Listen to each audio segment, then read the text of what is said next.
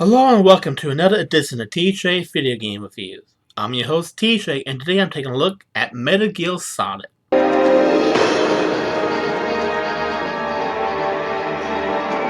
No, not that Metal Gear Solid. That Metal Gear Solid. Metal Gear Solid, aka Metal Gear Ghost Babel in Japan, is a stealth-action game developed and published by Konami and released for the Game Boy Color in North America on May 5, 2000. It stars none other than the legend Solid Snake, who infiltrates the base that got their hands on a Metal Gear prototype. This is a game that not a lot of people talk about it, and I hadn't even heard of it till several years ago. So without further ado, let's dive into Metal Gear Ghost Babel. The game kicks off with an opening briefing that goes on for 10 minutes, and I've counted 10 whole minutes. I know Metal Gear was known for its long cinematic scenes, but for a Game Boy Color game, 10 minutes is pretty dang long.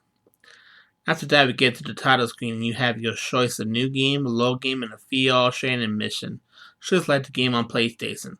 After selecting new game, you're taken into the action, which feels a lot like the earlier Metal Gear games, with an over-the-head view and simple controls, but with elements of Metal Gear Solid for PS1 thrown in.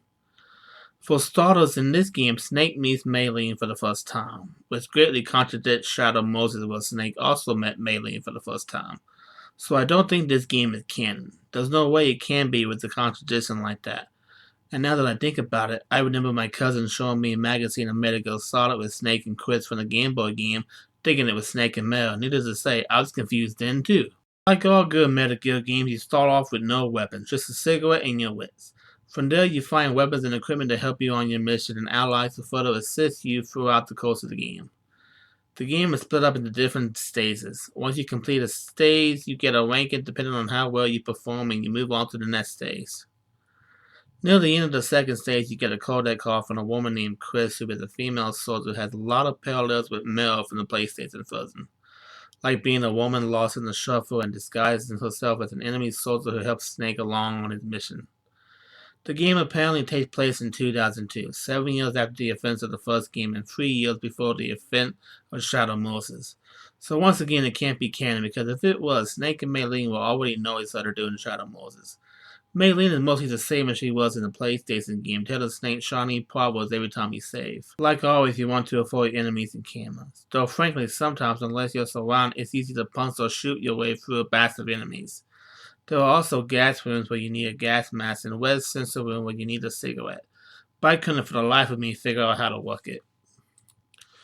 The story is simple. A foreign country gets its hands on a Metal Gear prototype and some resources, and the US government sends Roy Campbell to recruit Solid Snake to save the day.